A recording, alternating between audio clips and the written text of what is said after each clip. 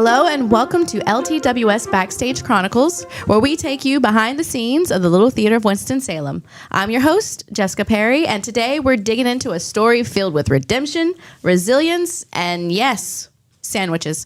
In this episode, we're diving into Clyde's, a powerful and often unexpectedly funny play that explores second chances, chosen family, and what it means to find purpose in the most unlikely places. We're also proud to share that this production of Clyde's is sponsored by D.A. Davis & Companies. I'm joined by Director Andre Minkins, along with cast members Mayah Wells, Matt Farabee, yay, I got that. And Dr. William Boone, who portray the complex and deeply human characters working behind the counter at Clyde's Sandwich Shop. We'll be talking about their previous experience with the Little Theater, what drew them to this production, and what working on Clyde's has meant to them as artists and storytellers. But before we get started, do not forget to subscribe to LTWS Backstage Chronicles. You can find it on all major podcasting platforms.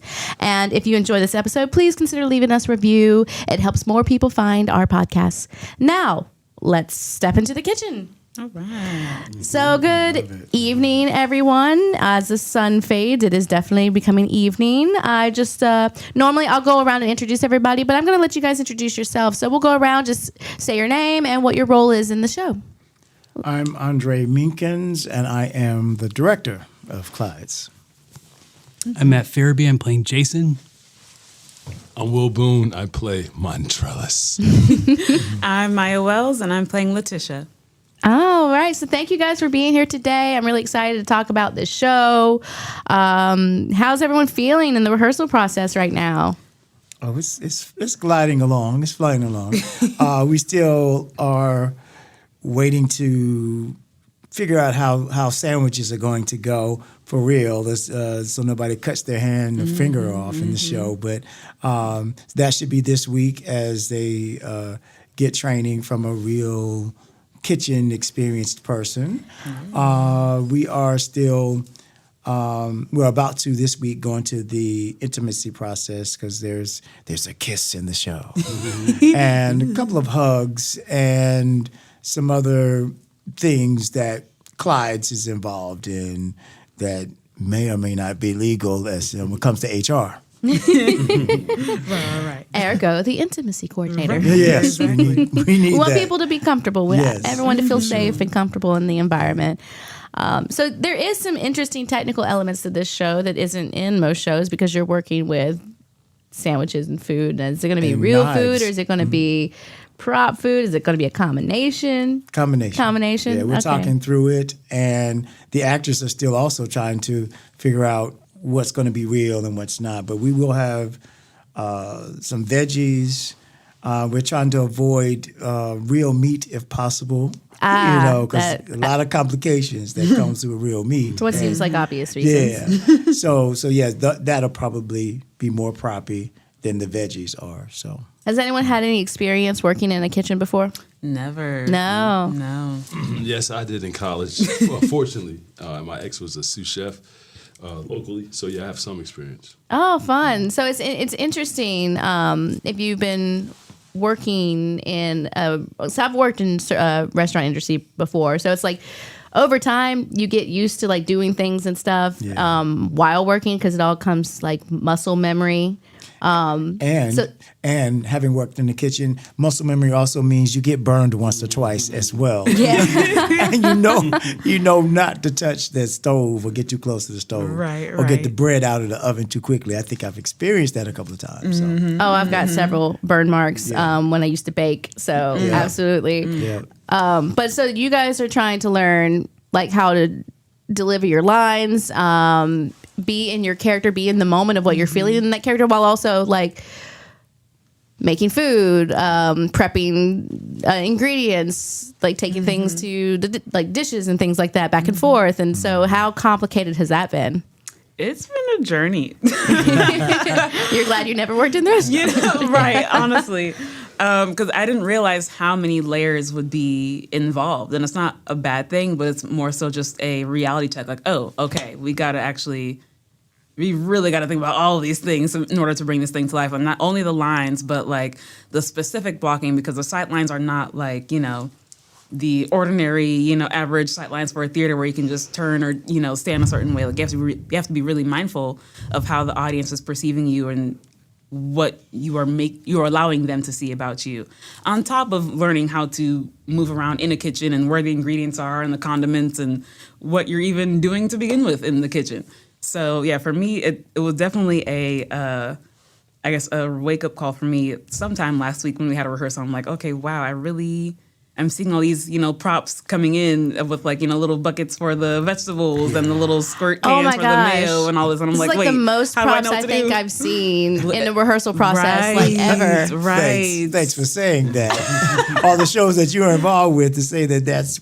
There's so many different elements. Right. Like you were saying, like the food containers and the trays and the plates and the baskets and the towels and like the knives and there's knives. We keep them safely covered though. Yeah. Right, exactly. And cutting boards and shelves and I'm like, oh my goodness. It's involved. It's involved. But that's what you guys need that though. You can't wait until Tech Week to start working with those things. Oh my God. Could you imagine waiting till Tech Week to And I really wanted the knife work and the intimacy stuff before this week, but I'll take this week. We'll get it done. And but the good thing is that they know their characters, they know their relationships really well. So we've been playing around and trying to make it work, but having this week to really make things even more real with what they're doing is going to help before we get into the space itself. Yeah, I think in an environment where everything is kind of high stakes, I could tell that you kind of try to create a very calm environment in the rehearsal process. And I think that's awesome. What do you guys think about what the environment's like, rehearsal process? Go ahead and say it to his face. Director feedback. Tell him how you feel. Definitely calm and welcoming. Like it always feels like we have a place to say what we need to say, but also work together as a unit, including Andre. I mean, he really kind of shepherds us into finding moments for ourselves, but also discovery. And then he sort of talks about what he watches as we discover and sort of helps us guide us into things that will be helpful for the whole story, which is awesome to be a part of. And this we will we talk a lot about food as well in this play, and we and just the vibe of communicating and being a community in that kitchen feels like very much what this process has been like thus far. So it's been exciting to be a part of. Awesome. I will say, eat dinner before coming to see the show because the way they talk about food, I get so hungry. I'm like, these sandwiches sound so good. Oh my gosh, do you guys find yourself being really hungry throughout the rehearsal process? I'm a foodie in general, so yeah, for sure. So that works with your character being a foodie. Right. She hears these ingredients and you're just like, yes, give it to me. Because we're describing sandwiches that most people wouldn't think of, and so it'll make you question your palate and am I really exploring food as much as I should be? Because that sounds amazing. Exactly. So some of you are new to working with Little Theater. Some of you worked with Little Theater before. Share a little bit about your experiences. Yeah, go ahead. Dr. William Boone. My experience is through Brother Minkins and some of the productions. So I saw Fences and the last piece. You were not at Little Theater, but at the Haynes brand. So this is your first time with the Little Theater? With the Little Theater. So this is my introduction to Winston Theater. But I wanted to just speak to sort of Minkins in the direction. This is I consider him a dear friend. Yeah. Because you both are professors at Winston-Salem State. Yes, we both arrived at the same year. Same year? Oh, lucky students. Yes. It depends on how you view it. I didn't catch that on the mic. But I just wanted to come back to this question about scars and the props, because I mentioned this to Minkins. Lynn Nottage, whose work I was somewhat familiar with, when Minkins asked me to participate in the project, I said, wow, Lynn Nottage is really laying things out in a very dynamic way. And so this question around scars, right, which is, I guess, literal, but also metaphorical and sort of figurative in that we all have these scars that we're dealing with. Oh, wow. So I just wanted to say, for me, the actual text, which, in theater, we talked about Shakespeare earlier, I think it's really how can I say it, the genesis or the seed of everything that's going on here for me. Even the props are an extension of what Lynn Nottage has laid down on the page. What I love about the way she writes Yes. this play is that, these are salt of the earth people that have been through some things, but she doesn't like dumb down the speech. It's still very elevated language that she's using, and it's so beautiful the way she writes and the thoughts that they have. Like, I got goosebumps when I first read it. Right. Yeah. But accessible at the same time. Oh, yeah. You know what I mean? Like the food is Incredibly the bridge. relatable. Yeah. That's the thing too. I mean, even if you've never been through these characters' experiences, what they are feeling is something that we all can relate to. Yeah. For sure. I think that's what resonated with me when I first read the play and was reading about Letitia, because I mean, yes, forever, but also most importantly now, like the last year or so, I've been going through this huge shift in my life of like trying to get everything in order, but everything's also falling apart at the same time. You know what I mean? Oh, yeah. Adulting as it goes. So it's definitely been nice in order to portray that in a different way while also, relaying a message that is very important for people to see as well. Because this is my third production with Little Theater. My first production with them was the Belleville production. Yes. Third in my time. I don't know if you did anything before me. I think so. Yeah. I think about 3. So the variety of the roles that I've played, being like a French Senegalese woman and then being a Sorel in in the 60s. Oh, and very then, varied characters that you've gotten to play. And now I'm like a formerly incarcerated woman. You know what I mean? Right. So it's been an interesting journey for sure. Definitely a learning experience post college, which was only a few years ago, but feels like it's also been 15 years ago. I don't know. What time are we in? You know what I mean? You honestly, like, who you were in Belleville, you were so good in that role, but like you've been so different ever since. So it's like I don't even like see you and that character from Belleville like I don't even like compute those two together because they're just so far away from one another. I appreciate that. Thank you. What was that role about? Because I'm not familiar. Can you just, your cast members, can you enlighten us? Oh, she was French. Yeah, the French Senegalese woman. Married to a landlord, and our tenants were pretty behind on rent, and the husband was not being honest about where that money was going. And you had children in this? And I had children. Theoretical, they weren't on stage. Right, off screen. But he was partaking in some extracurricular activities with my husband, the landlord. So it was a dark comedy, if you will, but definitely a huge contrast from what I'm playing now, someone who's a little bit more lively, right, vibrant. not so conservative, more so. I mean, still, got to get to work and get to, because I got kids to go home and take care of. But yeah, definitely the way I'm going about it is definitely interesting to see. Now, Matt, you've done shows with Little Theater, like you were a while ago, and then went off and came back. That's and right. like, tell us a little bit about that. Yeah, I was in Peter Pan and a few other musicals as a kid with the Little Theater. And then I did move to Chicago for a little bit, and now I'm back for the time being. And it's a very different buildings, different people involved, but it feels like the heart of. I mean, how many years? How many years has Little Theater been? We're on our 91st season, so we're over 90 years old at this point. It's insane to think about, but I feel like the core of the Little Theater is still very present. And and as I start to work on this, having now worked on something since I was a kid, it feels awesome to be part of something again. And and to piggyback on the Lynn Nottage the language here, I find some of the most fun stuff to work on, and Andre really guides us through it. It's like the overlapping dialogue, like it feels really real. That just like the language just pile. Like sometimes people talk over each other, sometimes they interrupt each other, sometimes they trail off. Right? Yes, these are real people, right? And so, I mean, if you're someone that is put off by profanity, like I still come see the show. It's a really wonderful show. You're just gonna have to, desensitize yourself. But it's worth it. It really is. But they use this language. It's just who they are. That's who these people are. It's not anything like they're purposefully emphasizing these words. It's just sprinkled in there like adjectives. Yeah, right. They came out of an incarcerated situation, and you can imagine what that yard sounds like when you are on the prison yard. That's just how they speak.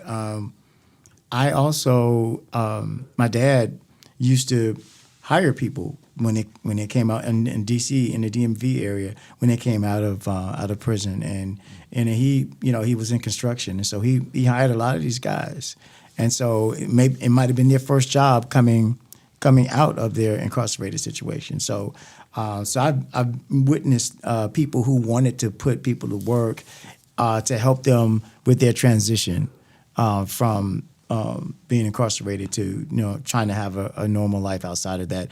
And Clyde goes a little bit overboard in the other direction with, I'm going to let you work here, but I'm going to also use you for my purposes. And because there's nothing you can do about it. Right, that kind of attitude. So I found that very interesting after witnessing my dad trying to really help people doing that coming out. So.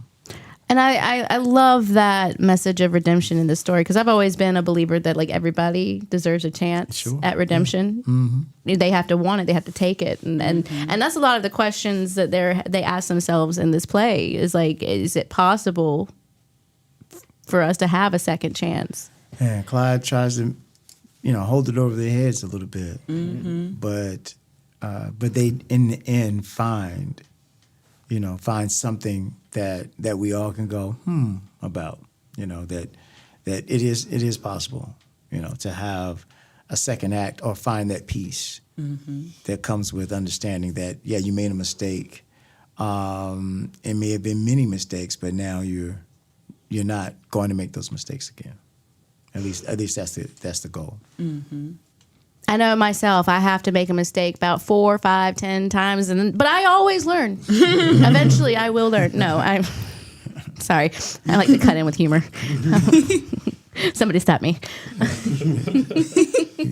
And this is my first time actually working with Little Theater, but I've been around Little Theater since I was in college, and that's been a while ago. And because I've always worked with the Black Rep when I was in Winston, Larry Hamlin was one of my mentors, and so I would always come upstairs in the old building and see you guys and see Little Theater running around and the kids running around and and all the things that they've.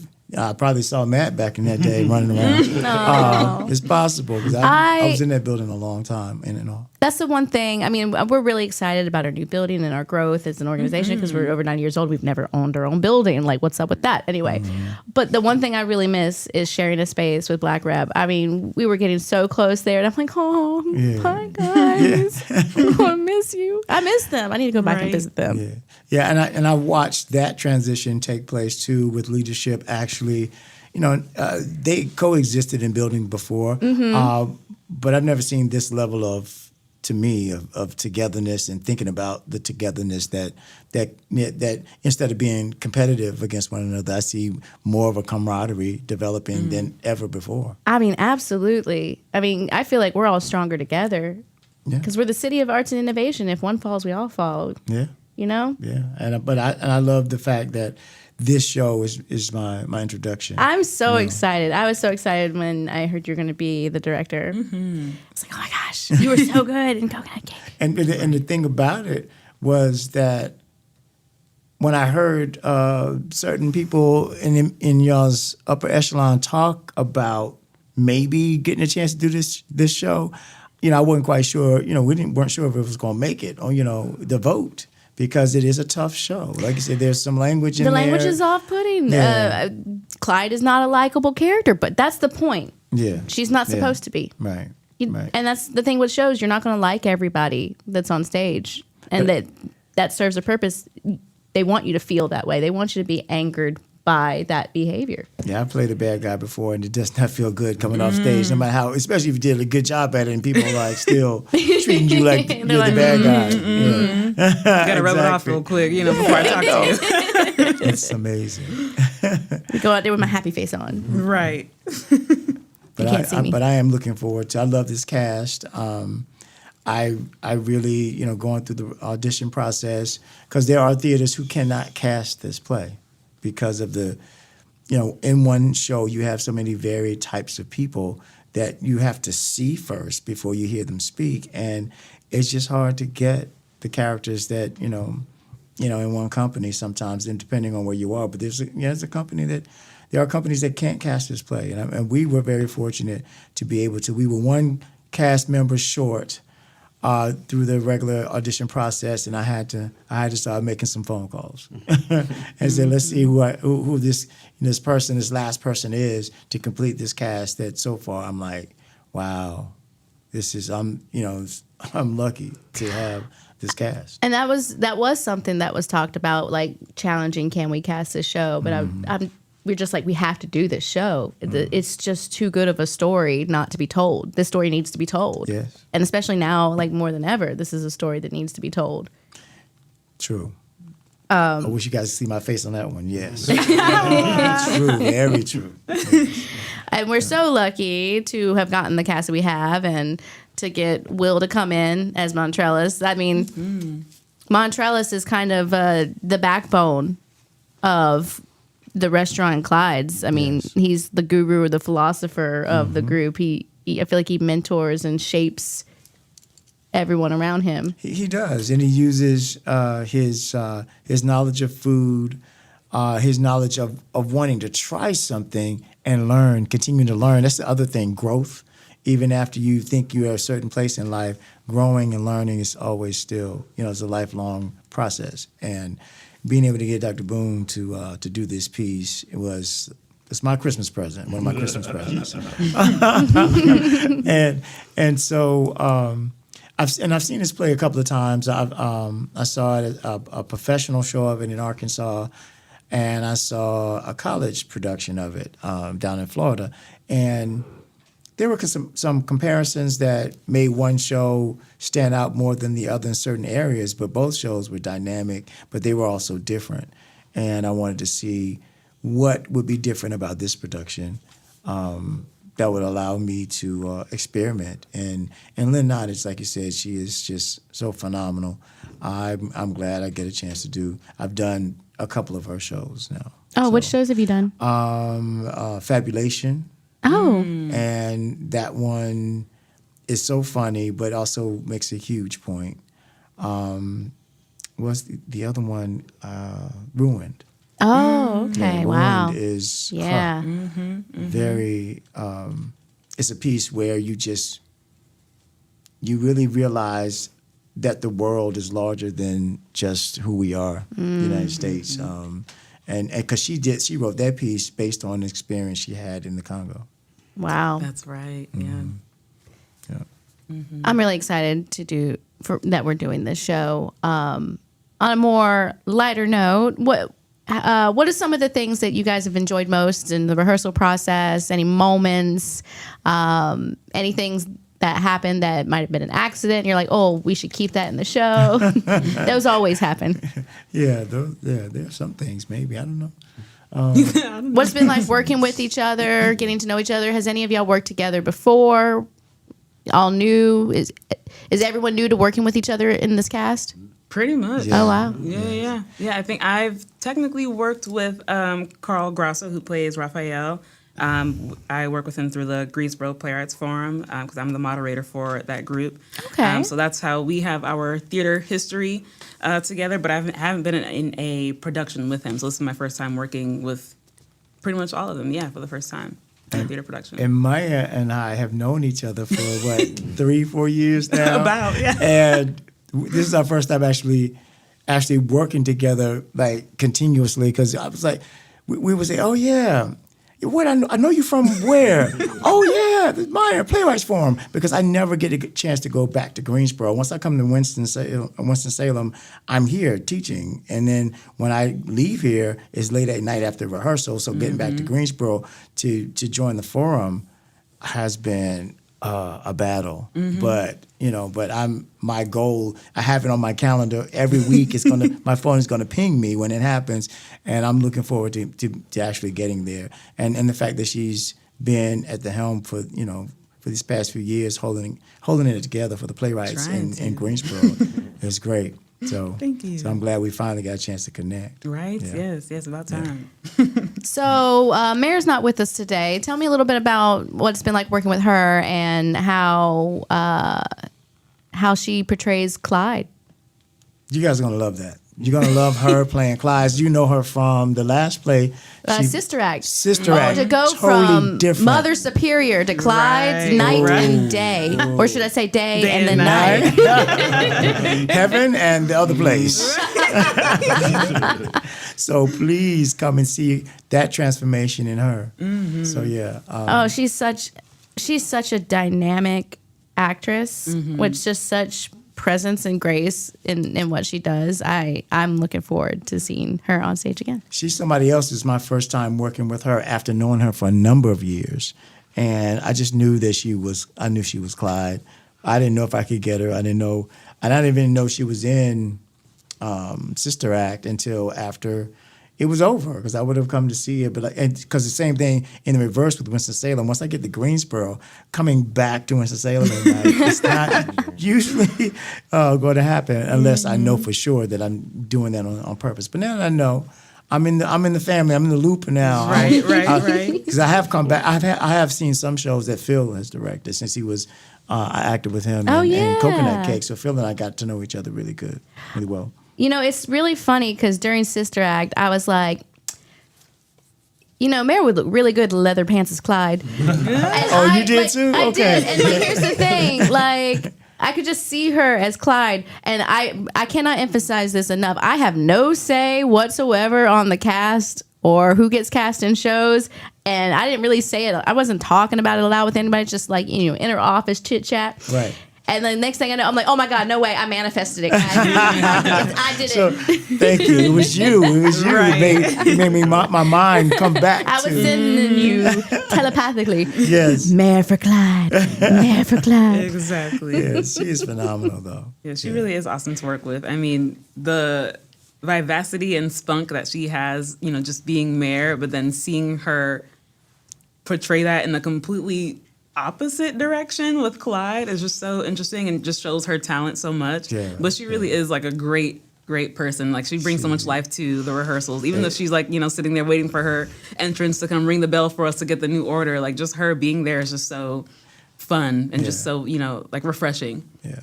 Yeah, she's so classy. It's like So classy. to be in her presence. I'm like, I'm Oh, so, my goodness. so glad. Class and grace. Yes. She's a she wonderful comes into woman. Just like these classy fits and rehearsals, and I'm like, whatever's most comfortable. So the rest of this episode is just going to be all like positive talk about Mare yeah. and how Yeah, amazing yes, she yes. is. We veered off. This is not about Clyde's anymore. It's all about Mare. I'll piggyback on the Mare conversation because she's also super collaborative. Like I was a little scared, and you know she's intimidating because and our characters are at odds for most of the play, but Right. she's incredibly easy to work with and very kind, and also just like fun because she's collaborative. But her character is also always present. Like she peers in the window and hits the bell for a next sandwich to be made. But I forget half the time that she's about to have a line, and I jump. My spine straightens a little bit because she's just always there and always means she's doing it right. doing something new and doing something right. Exactly. So. Because he is supposed to be a little bit afraid of her. Right. Yeah, absolutely. And can I add, because she and I have scenes together, and I would just add a professionalism. You know, her experience, it comes out in the rehearsal processes. Because like you said, there's all these spaces where she has to be attentive in terms of her entry. And so she's always super focused. And I think that's important with theater in particular. Yeah. Mare, we love you. Yes. Yes, for sure. The cast. So is there anything else that anybody would like to say or share about the show or the rehearsal process? I'd like to thank you all for going to get this set. I'm looking so forward to this set that you guys were able to inherit. Oh, yes. I'm Yeah. looking forward to it. Yeah. I'm excited about everything about this show. Like the sets and the story and the actors and the costumes, like every element. I'm just really... I do want to give a shout out to our stage manager. Kevin is the master Kills it every stage manager. He has done, you know, so many shows. He was my stage manager for Coconut Cake, and that's when I first met him. But we had been around in the same circles, missing each other for a couple of years. But I've always said that if I had to do a show as a director, I'd love to have him as a stage manager, and it all came together. So I was glad to get a chance to work with him. Oh, he's And, top notch. Yeah, for sure. And he comes with the coffee. Yeah. I always know it's a smell. Kevin's here. Yeah. It's a Kevin show. And his cake. His cake. The cake. Oh, that he his made. cake. Don't even get me started on his cake. Oh yeah, you missed the cake. Yeah, he'll do another Oh, one. yeah. He'll do another He'll He sure do will. He another sure one. will. Hopefully. So before we sign off, if you can just think of just a little bit about what like this show means for you, and yeah, what this kind of show means like for you. I just said it twice the same. You're fine. Just a little emphasis. Yeah. Honestly, I think it's letting me know that, I mean, obviously, this is something that I have known, but it more so, I guess, emphasizes it, like anything is possible, whether it be for Letitia or for Mayah, like anything is possible. Like, when it comes to me being an actor, and Andre is kind of having me experiment with my body and how to, tell the story through my body instead of just the words itself. Like anything is possible. Like I can soar and, explore that without being afraid. Letitia, she can explore what her dreams and aspirations are with her child that has a chronic condition and still be, still have her aspirations of wanting to be a real chef or have a real man or, just, go farther than what her, parents or friends or whoever made think was possible at that time. So I think that's the big overall message that I'm getting through this whole experience. Love it. Anything is possible. Yes. I just want to thank Minkins for the opportunity to participate in the production, and of course the Little Theater for creating this platform for us to present artwork. And then I just want to reiterate the importance of art, in particular theater, particular Black theater, Black art. We're in the city of the arts. So my part in this is I really believe in the power of art as an agent of change. Oh, It's not just entertainment for me. So come see the play to illustrate that point. I get me chills. Shameless plug. Art is a catalyst for change. Yes. Yeah, I feel like Lynn Nottage went to Reading, Pennsylvania, where this play takes place, and she has sort of two plays that take place there. Another place called Sweat, which is also a good play, and said that she met a man who's formerly incarcerated who was just so supportive and had so much to say about the state of the world and about Reading and Pennsylvania in general. And so I just found that really such a compelling thing, where she sort of found these people that come together in this community kitchen and each of them, formerly incarcerated and coming with their own baggage, but trying to find a new life. And I think in that sort of commiserating, but also laughing together, finding each other and finding sort of a way forward from it, I think is both the realness of the script, but also the positivity that could come from finding something and finding others that can be helpful to you. So that's what sticks with me from this play, and why to come see it for sure. Yeah, she's right. It's real people and real feelings, and I love that too, because it's not just one big serious drama. There's moments of humor and levity that's brought into it, because that's how we are in real life. Imagine if we were just like so sullen all the time. And Right. I mean, I think a lot of us these day and age, especially millennials, like we have such a dark sense of humor because we have to. We're just barely holding on, guys. Right. Earl just cried. Well, I will say this play for me, getting a chance to work with people that I've always wanted to work with or supposed to be working with. There's several people on this, in this production, including Frenchie as my costumer. And a shout out to our set and people who are working on the set. People who are doing lighting and sound have really taken this project on with a seriousness and with a professionalism that has been amazing. So it's definitely worth seeing and hearing this play. And for me, it is hopefully an open door for me to continue to participate with Little Theater and with Winston-Salem, seeing me as a director versus an actor, which I've been very blessed to be an actor in a couple of seasons with the Rep, and so I look forward to people seeing this side of me as well. Well, I know we've really enjoyed working with you. Oh, thank you.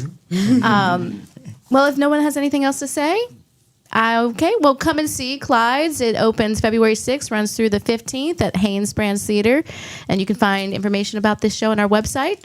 So that's all for today's episode of LTWS Backstage Chronicles. I hope you enjoyed this conversation about Clyde's. I know I did. It was a lovely conversation about redemption, food, and family, and it's going to be such a standout play for our 91st season. Have to come and take a look at it. A heartfelt thank you to Andre, Mayah, Matt, and Will for joining us today and sharing their passion on stories about this show. We'd also like to extend our sincere thanks to D.A. Davis & Companies. They're the proud sponsor for Clyde's, and thank them for supporting this production and the work we do with the Little Theater. If you like what you heard, don't forget to subscribe, leave a review, and share this podcast with your friends. You can find this podcast on all major platforms, and you visit us at ltofws.org for tickets, show dates, and more information about Clyde's and the rest of our season. Until next time, I'm Jessica, and thank you for joining us here at the Little Theater of Winston-Salem. A special thanks to our 91st season media sponsor, Such and Such Media, for helping us tell this story. We couldn't do it without them. And as always, we'll see you at the theater. The views and opinions of this podcast are those of the contributor and not necessarily those of our distributors and hosting company. This podcast is copyrighted. Use of this podcast without express permission may result in alien blood-sucking plants taking over the world. You have been warned.